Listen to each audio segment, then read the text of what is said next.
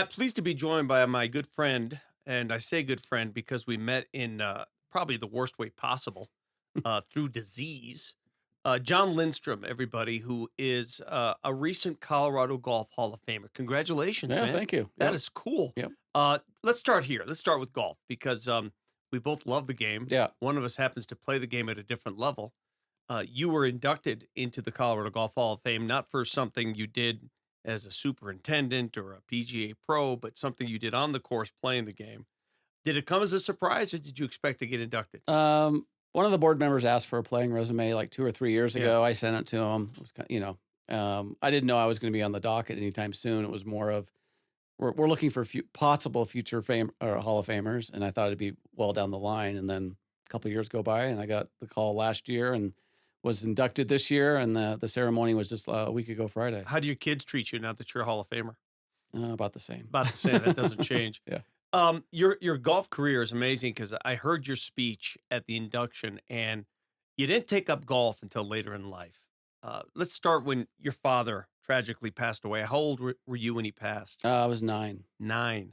Yep. And so you ended up going to your grandfather's in the summers and spending time there? Yeah, yeah. So, I did start playing golf as a little kid. Um, so my dad's side of the family, my grandfather was a physician. They had a nice house down in Tulsa and lived on a country club. And we had gone down there a couple times for a couple weeks in the summers, my brother and I.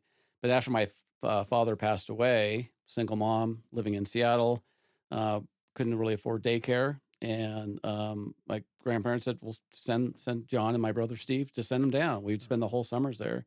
So starting around 9 years old, I'd spend the summers down there. They lived on a country club on the 17th green at Cedar Ridge, just outside of Tulsa, and hang out with the pool with my cousins who are also staying there. They Yeah. were from Houston and Chicago and the Tulsa area. And at some point, my grandfather had cut down some clubs. I grabbed a couple. So after I got sick of being at the pool all morning, I'd go chip and putt. And then one day he just asked me and said, "Hey, meet me on the 10th tee tomorrow at 11 o'clock." And that's how I kind of got started. He had me join his foursome as a kind of a fifth wheel. How old were you? 9 or 10. And you're with these adults? Yeah, yeah. And are they playing a money game at the Oh time? yeah, yeah. So you're like, "What am I doing here?" Exactly, exactly. But he obviously saw something in you, and that's what adults can see that with kids if you take the sport seriously, and you can tell, right? You Yeah, can tell in a kid right away. yeah, yeah. Why did you embrace the sport at such a young age? Because most kids don't. Um, I don't know. I mean, I played all the other sports as a kid, but I think being down there, having access to, like I said, the chipping green and the putting green. Mhm. Um, I don't want to say I'm an introvert, but I kind of like just going out there and chipping and putting by myself for a couple hours and not talking to other people. And eventually, at some point, I started playing some tournaments as a kid and so Yeah. forth.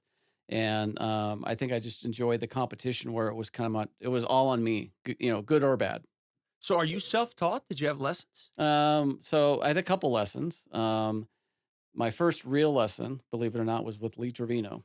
What? So, it was one of the summers, not the first summer, maybe the second one, so 10 or 11, and my grandfather had shown me a couple things, but I was really just kinda doing it on my own, and Lee Trevino was in town for a tournament, and he came out to the club because it was a fairly new country club doing an outing. So, it was like a Tuesday or Wednesday, and he's out there in the afternoon, and there was probably 60, 70 of the members out there, and I think my grandfather probably told me about it, so there was a handful of kids out there, and we're watching them.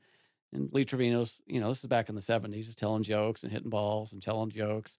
And then, say, here's how you hit a draw, here's how you hit a fade. And at some point he said, "Well, I'll help out a couple guys." And he picked me, and I went up there and hit a shot. And he said, "You're not gripping it right." So he changed my grip and taught me the overlap grip. I was doing a 10-finger grip like most little kids Sure. do. And I remember the first shot I hit this in my mind, it was a nice high draw. I probably only went 80 yards, but I felt like I kind of striped it. And literally for the rest of that summer, I'd walk around the house gripping a club how he showed me. And so I kind of count that as my first official lesson. So and that's just your grip. That's That was just nothing my, nothing yeah, else to do with your swing. no, no, The problem with golf that I have and most people is we fiddle and fiddle yeah. and fiddle and change and adjust and fiddle. When did you stop fiddling? Oh, I still fiddle. Give me a break. That's all you do. I think that's what's fun about it.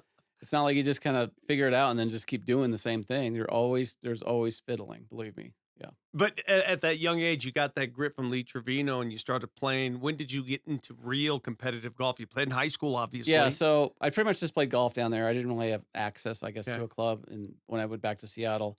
And then at some point around probably 13, um, I started working part-time at a local public course, and really, I they didn't pay me, I just wanted access to the driving range and free rounds of golf, and so probably at 13 is when I actually came back to Seattle and kind of tried to play year-round, and at that point, my mom would sign me up for a couple junior events, not like they have now where they have junior tours. There was, Yeah. like, 4 events all summer, and I'd usually play in a couple of those and kinda liked it, and so probably around that age is Played when I other sports as well? Yeah, yeah, I played a lot of basketball. Sure. So Yeah. I mean, you weren't a one sport guy like some of these Yeah, folks are basketball today. and soccer. That's what I did. What about when college came around? So, interestingly enough, when I was going to middle school, that went through 7th, 8th, and ninth grade. So high school was only 3 years.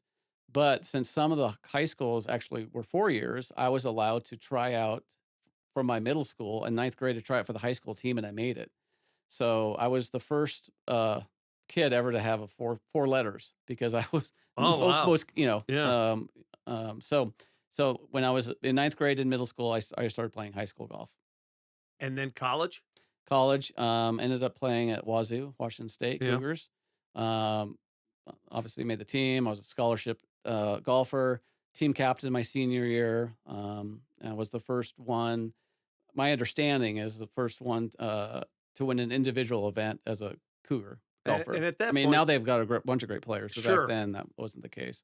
And at that point, you're young, you're prime, you're gonna chase this thing, aren't you? Yeah. You're gonna be a pro golfer. Yeah, I really started thinking about it. It was probably the 1989 Pac-10 Uh-huh. championships. It was in Seattle at a course named Broadmoor, not the one down Yeah. here in the Springs. Very nice, exclusive club, but that's where the Pac-10 championship was. I finished ninth, moved up quite a bit. I remember shooting 68 the second round, which got me up in the top 5 or 6, but ended up finishing, I think, ninth or tied for ninth. And a buddy of mine pulled up the old score sheet, and Jim Furyk was there, Phil Mickelson was there. I mean, there was probably 15 tour players that you'd all Names. recognize that were Yeah. all on there. I didn't know it at the time, Sure. but that tournament was like, I think I could probably do this. So Nicholson at that time, he was ASU. Yep. Where was Furyk? I believe he's in California Okay. somewhere. So it's So obviously the Pac-10s, yeah, but there was a yeah. bunch of guys that you'd recognize their So names. you figured you had the game to get there. So Yep. after college, what was your next move? I got a job as at a small country club in Seattle area as an assistant pro, which got me access to play in the Monday Pro-Ams and some of the section Yeah. events. And I did very well in those. And because I did well, those 2 members said, "Hey, if you want to go play, we'll back you." So I got 2 members to back me. Yeah. Can you stop right there? Because a lot of people don't understand the road that it takes to become a pro. It's expensive as hell. Yes. And you need that backing to pay for what? Entry fees, hotels, just everything. I mean, yeah, if you have an apartment back in Seattle, even though you're on the road, someone's got to pay that as well. So this is 1992 maybe, Yeah. and back then we figured out it was between $900 and $1,200 a week to play mini tour golf. So when you get their backing, is it under the understanding that if you win, you pay them back? How does it work? Everybody, well, there were some guys that had wealthy families, so they didn't Yeah, have to worry of about it. course. But the rest of us, it depends. Some had contracts. I didn't have a contract. These guys just said, just go play, and if you win any money, send it back. We'll cover all your expenses, which they did, including rent for an apartment I had Wow. in Seattle, which I was only there a few months, total throughout the year.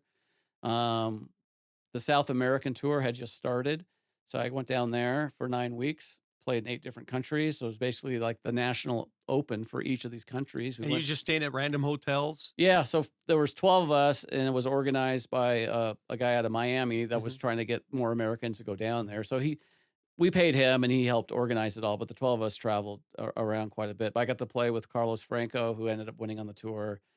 Played with, Ernie Els when he was only 18, because he didn't go to college. He was playing kind Yeah. of the world circuit. Didn't know who he was at the time, but in hindsight, it's like, "Oh, I played with What'd you Ernie." think of his swing the first time you saw it? He was pretty good, yeah. I It was mean, what like, how does he do that? Yeah. How He does he just hit it so far, so much farther than everybody else at the really? time. Yeah, you could tell. Yeah, Yeah, and you knew that that guy was yeah. gonna be And special. then played with Angel Cabrera, who's won the Masters and the Mhm. Open, and all his brothers. He's got a number of brothers. But it was kinda interesting at the time is, like, you realize these guys are good, and then several years later, it's like, oh, I played with that Yeah, guy. he was really good. Really I good. mean, good at the time, but it turned out to be really good. Yeah, yeah. So you're going through this. You're doing these mini tours. You're trying to catch on.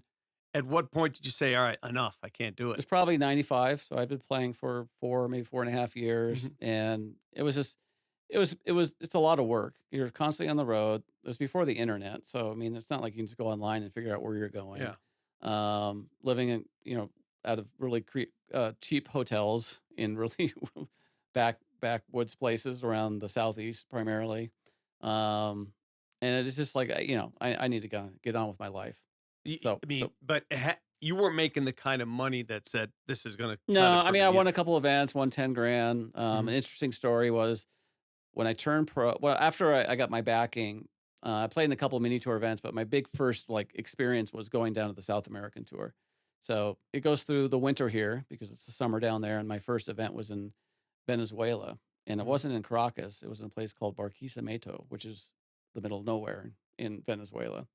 And 4-day event, ended up finishing second. Second prize was 10,000 bucks American, and they paid me in a brick of 20s with a rubber band around it, and they weren't new 20s. And You so weren't selling drugs? no, and I didn't know what to do. So I got a cab downtown and I wired it back to the bank here. I didn't want to be. It was the first week of 9 weeks. Could you imagine Yeah. if you're on the plane with all that Oh my cash? god, exactly. So that was my first experience. But anyway, I had won a handful of mini tour events between 5 and 10 grand, but most of them, if you finish outside the top three, you're not making $1,000, which means you're still down on the week, right? Yeah. Based on your expenses. Yeah. What do you do the rest of the week when you're chasing it? Do you just work on your game? Yep. Yeah. A lot of practice rounds. Yeah. All right. So the day that you made the decision, all right, I'm gonna move on with my life. Where were you? How did it come to you? I'd been on. I think the last few events I played in were down in Orlando. Yeah. So I was down there for like 3 months. I had a girlfriend back in Seattle, and it was like it's just everything about it was like this isn't working out. But I do remember that last month there was 3 mini tours that were separate, but they're all in Central Florida, and one of them had events every week, Monday and Tuesday. Another one had one day events on Wednesday, and then the third tour had Thursday, Friday, and then the first one I mentioned had one on Saturday. So you could play like 4 events in one week.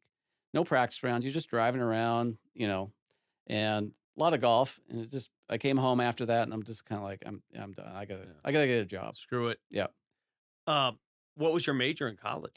philosophy. So, wait, philosophy. Yes. So, when you were looking for a job, what do you put on your resume? I'm a philosopher. Yeah, What do you do there? exactly. What do you do? So, what did you do? So I went back and worked at a driving range. So one of my backers was a member of this club. He owned a driving range and pro shop. Yeah. So it was like one of those in the cities, and it probably looks like a Top Golf does now. Not Yeah. quite that big, but it's like Sure. in the city, and it's just these big nets and all off of mats. So I went to work there. I was teaching a little bit and just working in the shop. One of the guys that would come in all the time owned actually a a seafood wholesale business, and he owned it. He was from Taiwan. Had been in Seattle area for a while. Kind of hit it off. He was a member of the club that I was very familiar with. So we'd go play golf all the time. He says, "You should just come do sales for me." So ended up doing that. So I kind of fell bass awkward In the fish sales. industry? Yeah. So my clients were supermarket chains. My client was a Seattle Fish Company in Boulder. Really? Yep, yep. So, we'd call on wholesalers and Yeah. so forth, and it's kind of a commodity business. The price changes every day. You're selling giant truckloads worth of stuff. My biggest sale was to Kroger Foods. I sold like 6 containers of shrimp worth a couple million bucks, and so that's what I did. So Inside sales. a philosopher slash golfer is now selling fish. Yeah. He's hoarding Yes. fish for a living. Yeah. How Not long even did you fresh fish, frozen. How long did you do that? About 18 months, maybe 2 years. And then what? My younger brother, who got a degree in accounting, so he had lots of job Yeah. opportunities, lots of choices, ended up working at one of the corporate headquarters for Allstate Insurance. And I was always kind of complaining about, I don't know what I'm going to do. I don't know where to go. And he says, you should become an Allstate agent. He goes, I can help you do that. So kind of went through that process. I took about a year to kind of get it set up, but I opened up in Aurora off of Hamden.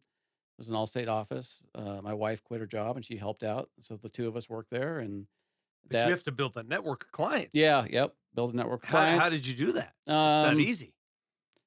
I played a lot of golf in town. I knew a lot of people that all owned cars and Sure, usually homes, so sure. that's how I got started.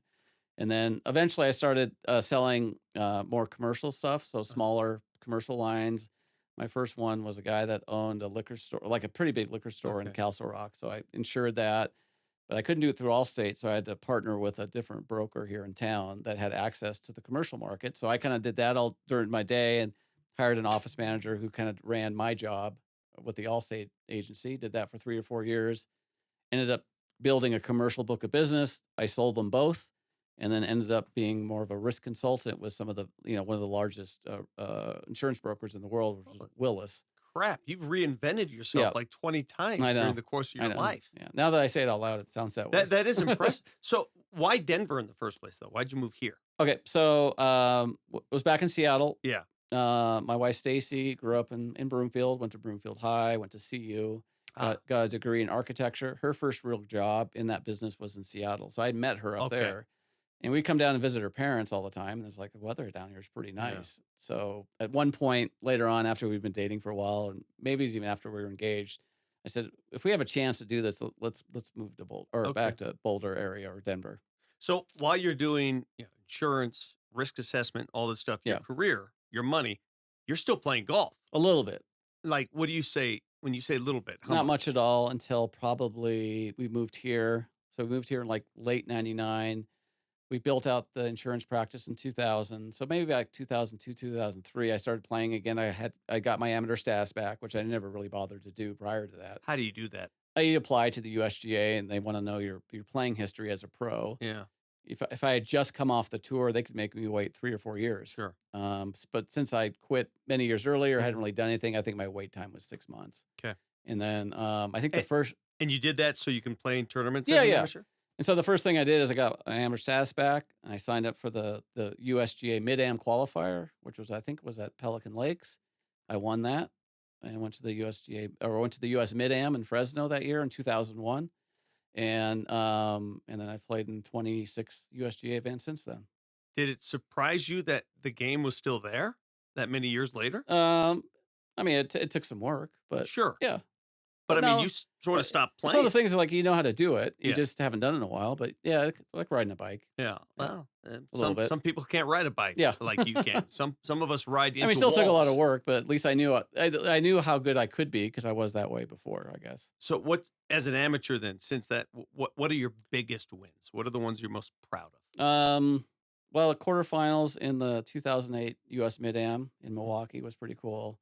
Um, I made the US Senior Open like 3 years ago, and that was in Omaha, and it was kind of a funny, real quick story on that is, I knew it's going to be super hot and humid because It's it's in Omaha. August. Yeah. Yeah, it's Omaha. It's actually a pretty hilly course too. It's like, well, I'm going to be here. This is kind of a big deal. I want to soak it in, so I'm only going to play a couple 9-hole practice rounds. I don't want to like beat myself up. So I play the first day with a couple guys I know that qualified. Second day, I was going to play at the same time, but I wanted to play the back nine. And they had put me on the front nine again. So I went in the shop and said, I just want to play the back nine. It was supposed to be at 9:30. And they go, well, actually, the first group off 7:30 only has three. Just go to the 10th tee and you can play with them. That was perfect. So I go out to the 10th tee a little before that and I'm waiting. And all of a sudden, there's this bunch of these people that are fans of watching somebody. There's a whole bunch of them coming first. I got paired up with Marco Mera, Rocco Mediate, and I can't remember the third guy, but there's another guy in tour. But those two Yeah. guys. And I was like, "Oh, great!" So my low key practice rounds with Marco Mera and Yeah. Rocco Great. Mediate, and everybody who's following them around. So anyway, Well, and but you to grind to get qualified for that's not easy, is it? no. You got where did you have to win to get that? I actually flew to Phoenix and qualified at Arizona Country Club. Oh, wow. So you Yep. had to make your rounds there. Yep. And when you played in it, what are the level of nerves at that point for you? Well, actually, I was more nervous playing with those two guys because by the time the tournament comes around, I'm playing with two other flunkies like me that happen to Monday qualify.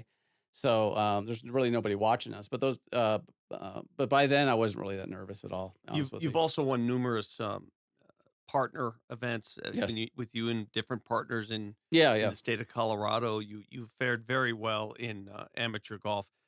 when you became a senior golfer, and they changed the age, right? Yeah, They yeah. changed it from 50 to 55. Yeah, Is that what yep. they did? How They did long that ago in did they do that? 2016 when I was 49. Okay, So, right. like, 3 months before I turned 50, and I was actually playing well. I think I'd won the state Mid-Am when I was 49 or 48 and 49, and so I was like, I'm gonna run the gamut when I turned Yeah. senior here," and they moved it, and I missed the grandfather clause by 3 months, so, Okay.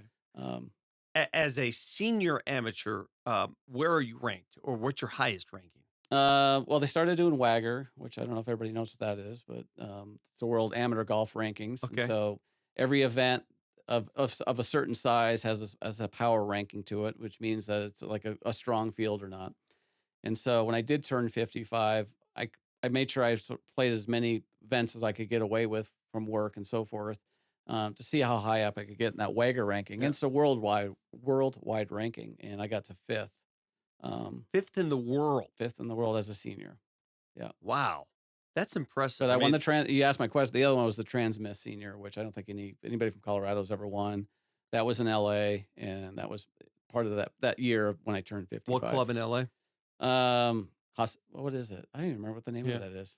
Bet you just played it well. Yeah, I yeah, know I gotta that. think about that. How many Colorado seniors have you won? I've only played in a couple, Yeah. and I've won the match play and the stroke play. I've won the Western chapter as a senior and as I guess, an open champion. And then, I played in the first senior four ball this year with a Yeah. buddy of mine from Lakewood Country Club, and we won that. So Do you hate playing golf with shitty players? no, just slow players. What like so? But if they're really bad, it doesn't bother you No, one not at bit. all. You just stomach it and go on. It's not even stomach it. It's fine. Yeah. Yeah, Really? yeah, I don't mind Why? it. Because we're out playing golf, right? Yeah, Yeah. and it's not easy, and I'm willing to help if they want, if they ask. I kind of it reminds me of back when I was playing the tour or the mini tours. I played a lot of pro-ams, and I kind of enjoyed playing with amateurs that aren't very good, and they were asking for tips. I mean, I'm all happy to help out. Oh, so you're one of those guys that not afraid to tell somebody what they're I doing won't wrong. do it unsolicited, but if Yeah. they ask, I'm more than happy to What tell. if it's so bad that you just can't help yourself? Um, I don't know if I've seen that yet. Maybe I get a beer at the turn. How long you been in Lakewood? About 14, 15 years. Yeah. Yep. And do a lot of practicing there. Yep. Obviously, you Yep. got. Do you play a game, a weekly game? Is there a money game you're involved in? Any of that business? I mean, there's a text chain with like 25 of us, and so it depends who could make each day. So the game slightly changes a little bit, but So I got to know Jon Lindstrom 6 years ago when I was diagnosed, as most of you listening here, with prostate cancer. I suddenly started reaching out to people. People reached out to me, said, "You got to meet this guy. You got to meet that guy." And Tom Lawrence said, "You got to meet Jon Lindstrom." And so we were introduced back then, and we have a very similar case. Let's start with that. How old were you when you found out you had prostate cancer, and how did you find out? shortly after I found out they were changing the age from 50 to 55. Yeah, So beautiful. So I you were about the same age as I was 49 when I found out. yeah, so I was 50 in 2 days Okay. because my birthday's in September, September 3rd. I had an appointment set for my doctor September 5th. And the reason I had the appointment was not that I had any symptoms or anything. Is just my HSA at work said after 50, if you get a full physical, we'll throw in like $800 into your HSA account. Like, I can't Sweet. pass that up. Yeah. Other doctor retired, hadn't been into the doctor's office for probably 18 months. Hadn't met my new doctor yet. Similar story here. And so he goes, "I noticed you've never had a PSA." And I go, "Well, I don't know. I don't even know what that is." So it's a blood test. Similar. And so did that, did the full exam. He called me literally later that day and said, "You need to go see this urologist. Your numbers came back really high. What were they? Do you remember? 15." Yeah. Yeah. So you're thinking to yourself, what is this? Yep. What are you talking about? Yeah, What is a urologist going to do? exactly. How soon after did you go to the urologist? Uh, Within 5 or 6 days, Okay. got in. Obviously did an exam, Yeah. did another blood test, and Biopsy?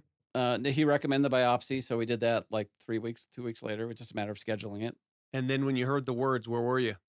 I was actually at the office, and so I ended up going home right after that and talked to my wife. It was jaw dropping. It freaked me out. When you hear those words, I'll never forget it. I got those words about an hour before going to work for a Nuggets Houston Rockets game. I was Yeah. working sidelines. Yeah. I can't tell you what happened in that game all night. I don't know Yeah, why yeah, I even went to work because yeah. I was just in a Your head spins. yeah, I was in a fog the Yeah, entire and night. you can't Google enough stuff to even, like, satisfy your hunger for information. That's what's dangerous about this crap, to be honest with you, John, is you get diagnosed with something, right? And you hear the C word cancer.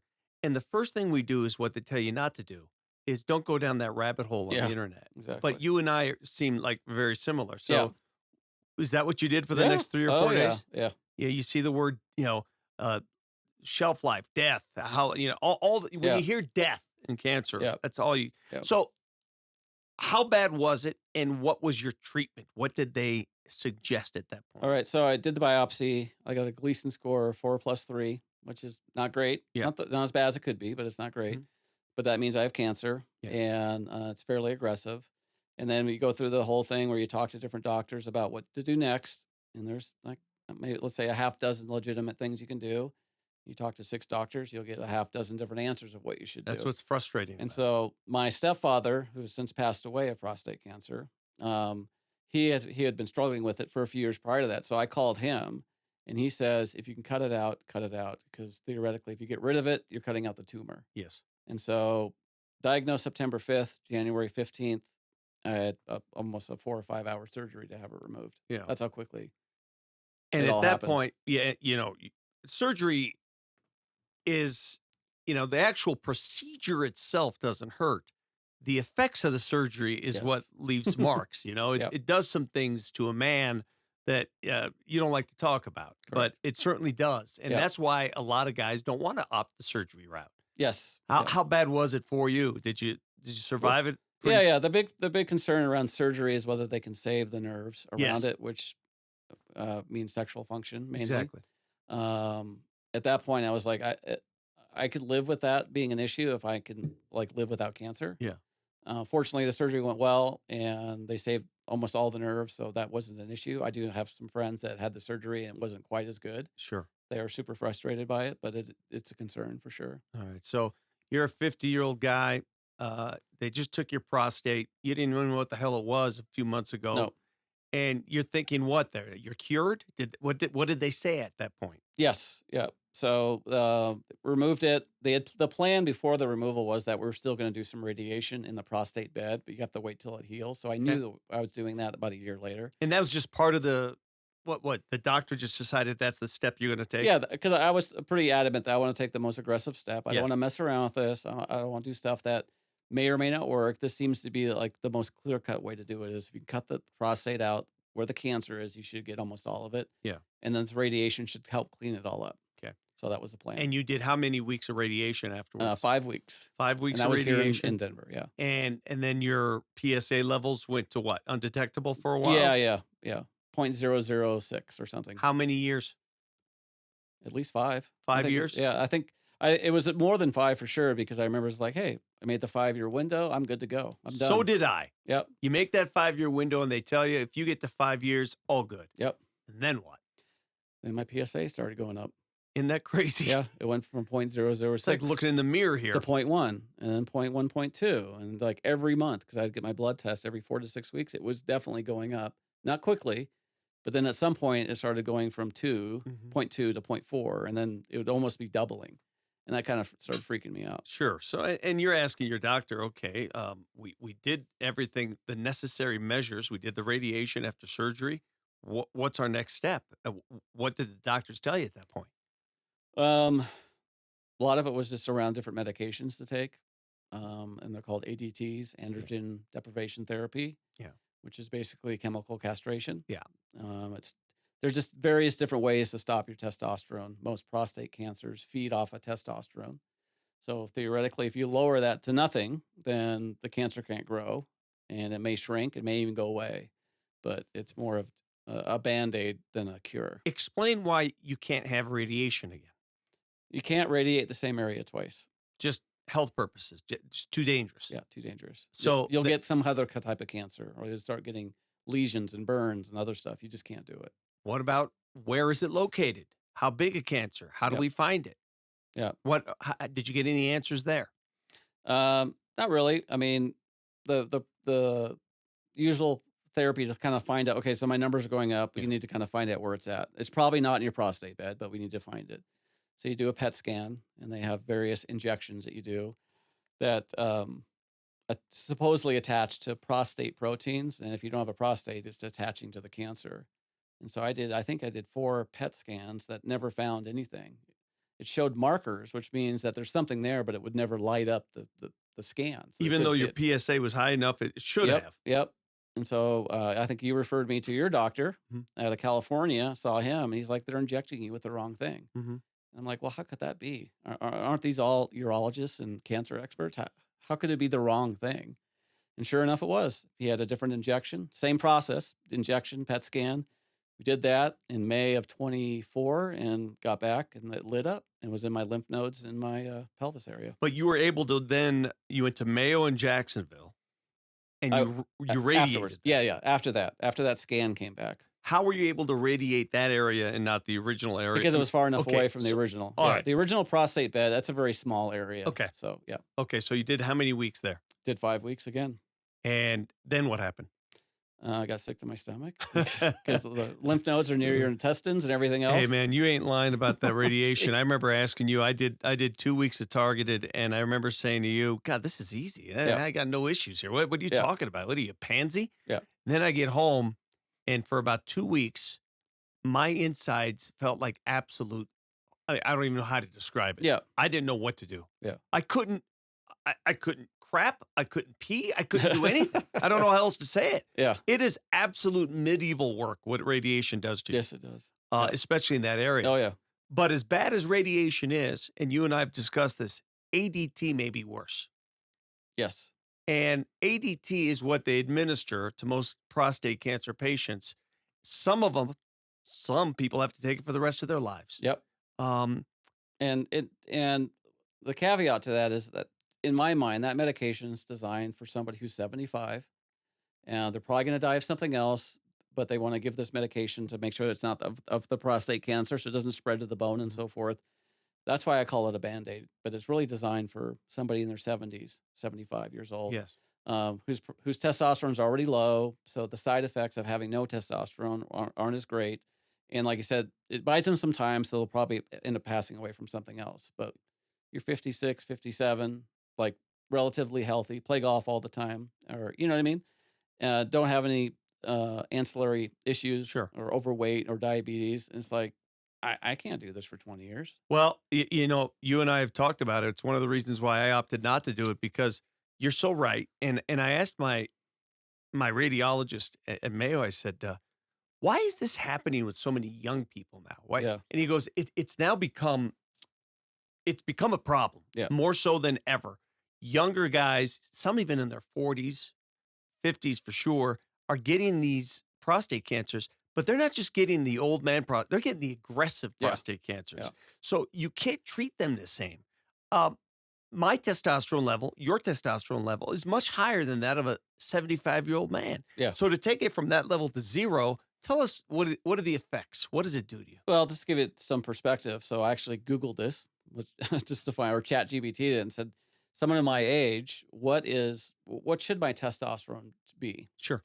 And it's done by NGL, which is nanograms of something or other. And how old are you right now? Just to I just turned 58. okay. So it's nanograms, right? And so it says normal nanograms measurement for someone my age is probably 400 to 900. Okay. And then I ask, what is considered low T? Well, if it's below 400, it's considered low T. Mine is 3, the single digit 3. So I have a lower testosterone than probably a 120-year-old man would have naturally. So the side effects of that are hot flashes constantly, Like when you say constantly, like all night long, all during the day, right? your whole body warms up. Oh yeah, yeah, You're just hot as hell. And yes, you're like, I need AC right now. oh yeah, yeah, Okay. yeah. Muscle loss, muscle pain, severe joint pain, especially my hips and my knees. But it's kind of a weird feeling, but it's almost like you can feel your muscles atrophy.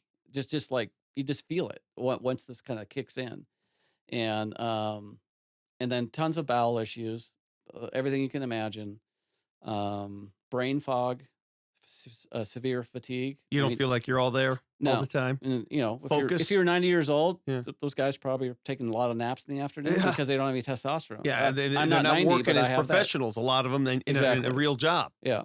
Yeah. Yeah, so this blanket that they're throwing on it, and that's what I considered ADT, Yeah. a blanket, right? Yeah, Yeah. from ages 50 to 85. It's medieval for guys our age. Yeah. It's medieval. And you've been on it for how long now? So my scan came back with my pelvis or my lymph nodes last May of 24. So at the end of that month, I started them, and so I've been on it now. What, 16 months, maybe Okay. And 15 how months? much more do they recommend? Well, um, based on my treatment, which was removal, and then Uh-huh. it came back, and then it showed up where it did, a minimum of 2 years. Okay. And some doctors will say just stay on it forever. There's I just don't understand that. Yeah. But stay on it forever. Yeah. Listen, I'm not going to be a Or jerk until it doesn't work Yeah, anymore. I'm not going to be a jerk. I mean, would you rather live or deal with that? Obviously, you'd rather live. Yeah. But if there's other things that can be done, and when I say other things, there are things that are taking place in Europe, for example. Yeah. They're taking extra measures. Can you explain some of the stuff you've researched to what they're doing in Germany, Australia? Yeah, the easiest way to describe it is I kind of made a joke to my doctor when we did the PET scan. They inject you with this medicine or Yeah. material, I guess you call it, because it's actually radioactive. And it's like, well, if this goes straight to the cancer, why can't we just put the medicine on this? Like, Yes. kind of like sarcastically. Yes, because it finds it, Yeah, right? yeah. And the only thing it'll attach to is a prostate protein, and if you don't have a prostate, it's attaching to the cancer. Yeah. And he's like, well, that actually exists. I can't remember the name, but it exists. They've done it in Germany and Europe for several years now. They have just now released it in the U.S. You see some ads for it occasionally, but you literally have to be on death's door for them to prescribe it Why? at this point. Because that's how the FDA and U.S. medicine works. But if it works, why would you have to be on death's door? I mean, I don't understand that. Well, the way it was explained to me is the FDA works with the people of last resort for the most new medicine, and then it kind of works its way down to someone in my boat, I guess. What the hell? They do it that way as opposed to, if this works, let's just find out who it makes sense for, but that's how they do it. Pluvitco, is that the name of it? Yes, that's it. Pluvitco, because I Yep. see the ads, the ridiculous big pharma Yeah. ads with people playing basketball. And I trying did to- look it up, and the side effects of that are dry mouth. You'll So, take dry mouth over some of yes. the stuff So you I've did. done a little research. I know you've helped me with Yeah. that. Of like, how can I get referred into? I mean, I'm in a position where my insurance might cover it, but if not, I would pay for it. And I know not everybody's in that position, but I would pay for it Yeah. if I can get this figured out over the next few months. I would go over there and get it done. It's funny. Most of your life, you want to lie about your age the other way. You want to say you're younger. In our case, you almost want to say you're older. Yeah, So yeah. they treat you. Tell us what ADT, what this has done to your golf game. So the first few months, it wasn't that big a deal. I had a lot of brain fog, but I kind of fought through it, and a lot of hot flashes, which was fine. If it's hot out, you're hot anyway. But eventually the fatigue gets to you, and then the muscle loss. So I've lost a significant amount of club head speed and distance. And you're working out every day. I am now, yeah, and I'm taking a bunch of supplements. I've kind of figured out my own stuff, what I need, Mhm. and get a lot of blood work done and see what's missing. But yeah, I work out 5 days for the most part, 5 days a week. I'm doing 2 or 3 days a week of functional training. I'm doing oxygen chamber stuff, and then I do Wow. just regular squats and deadlifts, like heavy, like How do free you bar. motivate yourself when the ADT takes all the motivation from you? Well, it was hard to get going. I mean, it took months to get going, but I'm to a point now where I almost feel like I understand what my body's going to feel like. Yeah. Because it's not getting worse every week. It's kind of like bottomed out. Exactly. And then once I started doing this, it's like anything. The first 2 weeks of working out, it's brutal, and then after a while, your body kind of craves it and you want to Habitual. do it. So, but it took it took several months for me to get to the point where it's like, okay, I'm going to go do this again 2 days in a row. Now I'm going to do it again 3 days in a row. So in golf, especially in the tournaments you're playing, it requires a lot of walking. A yeah. lot of standing. Yep. I can't fathom being on ADT trying to do that. What's it like doing consecutive days? It's not easy. I mean, a lot of the senior events are carts, and up until very recently, after about 12 holes in a cart, I'm just like, I'm done. I mean, that's how tired I would get Fatigue mentally or physically? physically. Yeah, Just physically. like you want to go to sleep? Yeah, but that doesn't help. It's almost like if you have the flu and you're Mhm. super tired and weak, it's that feeling without the head cold, Yeah. right? Or the runny nose and the coughing. It's that kind of a feeling where you just have no energy.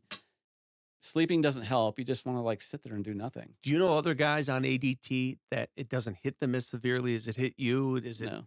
It's all about the same story you keep hearing? Yeah. But unfortunately, most of the guys, or fortunately, I guess, are much older than me, so they get it. But I don't think it's as extreme because they're already low T, so they're already kind of in that boat. So this is Mhm. just a little bit lower. Um, but the guys closer to my age, like I said, they're like in your boat. They're just like, I'm not doing it, or my doctor says I'm not doing it. So, Well, you have a or at least curious not for now. mind, and I think the reason why you're such a damn good golfer is because your curiosity. You wanna figure things out, even at a young age. You've been doing a lot of research on this, and you've been dealt a bad hand.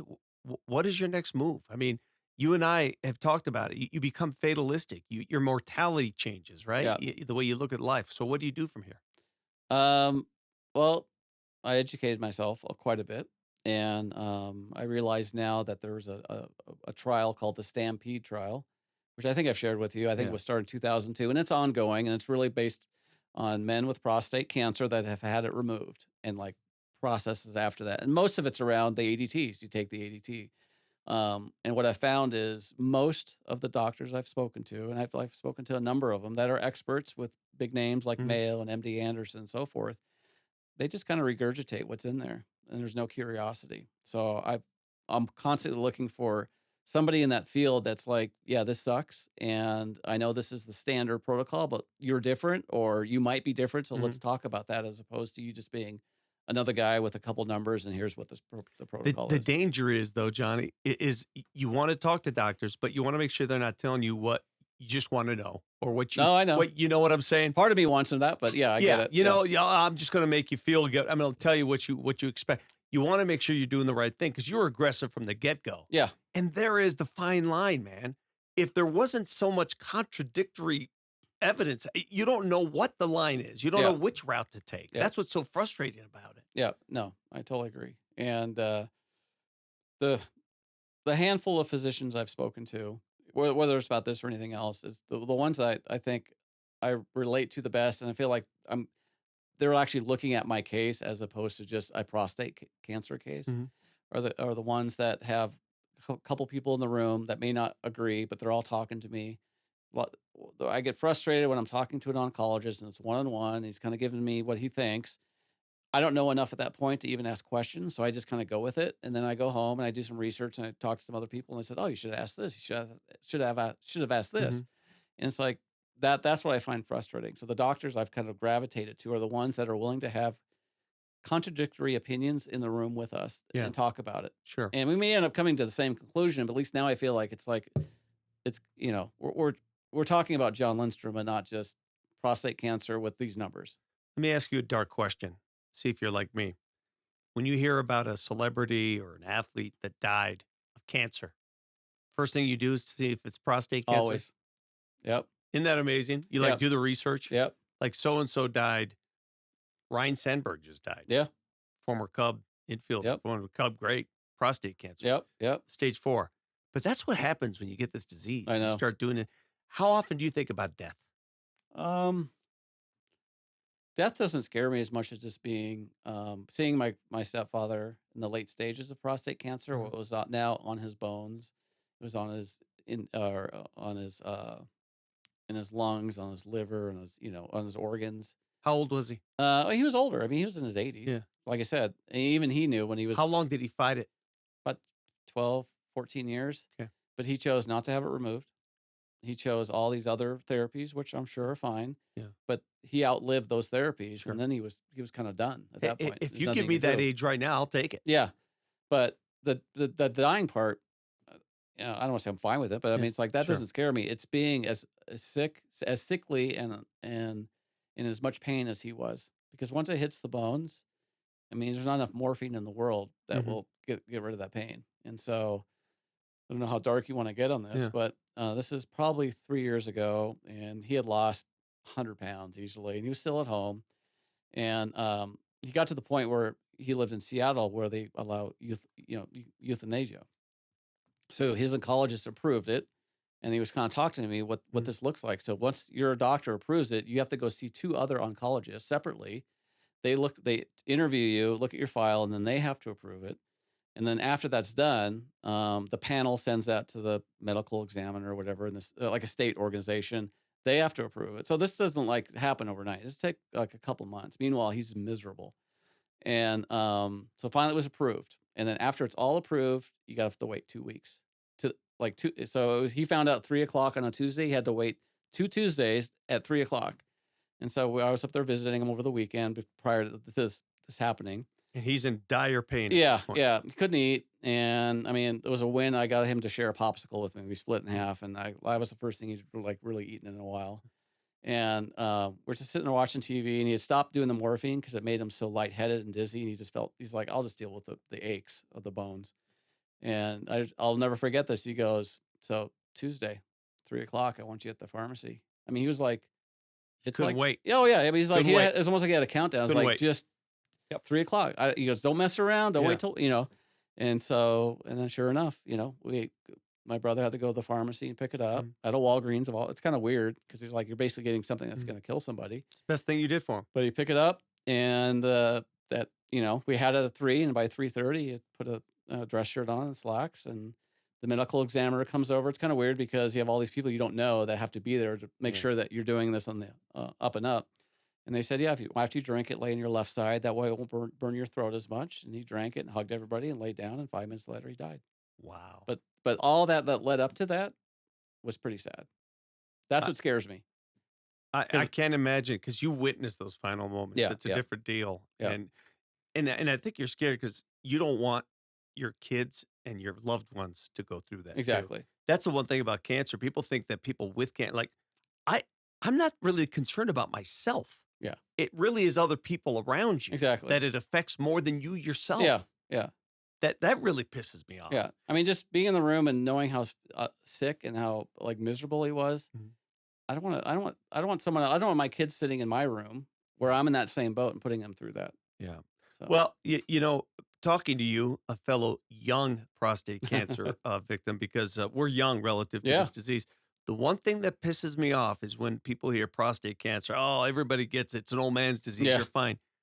When you get it young, it's a different disease than when you yes. get it old. Oh yeah, without a doubt. It's a completely different tool. And I just want to say, man, I'm impressed with your journey. I'm impressed with your courage because it has not been easy for you, and to be able to play golf at your level through all this Trying is to. quite amazing. Yeah. What's your next golf endeavor? I'm actually headed to a senior event, which I played in. I skipped the last two just because I felt so Sure. crappy, but it's in Ojai, California. It's a senior event. It's kind of a big deal.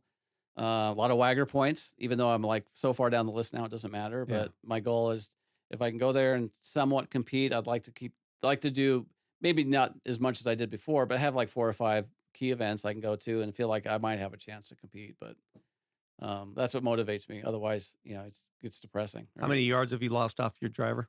Oh, it's at least 10 or 15%, Okay. like overnight. Just starting the ADT. Yeah, yeah. Like 3 months into it, And just started seeing it, and it was just like it was straight down. is there a finish line to the ADT? I'm talking to a different doctor now that believes that because the ADT is working, so my Mm, PSA is at well sure. below zero. It's like nothing. That because of my age, it's like we should be doing a different therapy plan, Yeah. not just do what the Stampede trial Mm, says, but take you off it. We can do check your blood every 6 weeks. Starts going up after three, mhm. 6 months, maybe a year. We know the medicine works. We can always go back to that. And he goes, I have some other treatments we can talk about. So hopefully by February, that'll be the plan. They'll go off it. Hopefully, hopefully it's gone. It may Mhm. be. You never know. But even if it's not gone, at least it'll stay low enough I can stay off it for a while. And at this point, I'd be happy with getting windows like that Mhm. for the rest of my life. If I can get a year window every few years, that's a win at this point. I wish nothing but the best for you, and Thanks, I man. appreciate you sharing your story because there are a lot of people out there, and it's funny when you have prostate cancer and you walk into a room full of men, like when you walk into a clubhouse, Yeah. you look around, you probably say, "There's probably 8 guys in here that have what I have," Yep. and some Yep. of them don't even know they have it yet. I know. I've talked to guys. I mean, all the time. Say, just get tested. I had no symptoms, zero symptoms, and I had no family history of it. And I have a pretty bad case of it. Me And so I too. just tell people get the blood test. The insurance covers it, and if they Yeah. don't, it's like a $30 test. Just do it. Now, there's a lot of men that are my age or older, and it's like, I don't want to Yeah. find out. And I go, well, Last that's, question. yep, Last question. yes. And I ask all guys, what do you think causes prostate cancer? That I have no idea. I really don't. I mean, obviously, there's something different because, like you said, everybody's getting it younger. Yes. Or those who are getting it younger, and And it it's more seems to be, prevalent in certain parts of the world and too. it seems, yeah, exactly, the Western world, Yes. and I don't think it's just because we test more, but I think that's the case, and it seems to be much more aggressive because, like you said, yeah, every male is going to get prostate cancer. They always say, oh, it's slow growing. Well, mine's not, and like you said, there's a lot of people now that it's not slow growing and it's very aggressive, and Well, let's hope that your golf game outlasts your prostate cancer, yes, my friend, because watching you swing the stick is truly thanks, man. poetic to watch. And you've handled this with nothing but grace. So, Thank you. congratulations on your Hall of Fame. And thanks for sharing your Oh yeah, story. anytime. Yeah, Jon Lindstrom, everybody. thank you.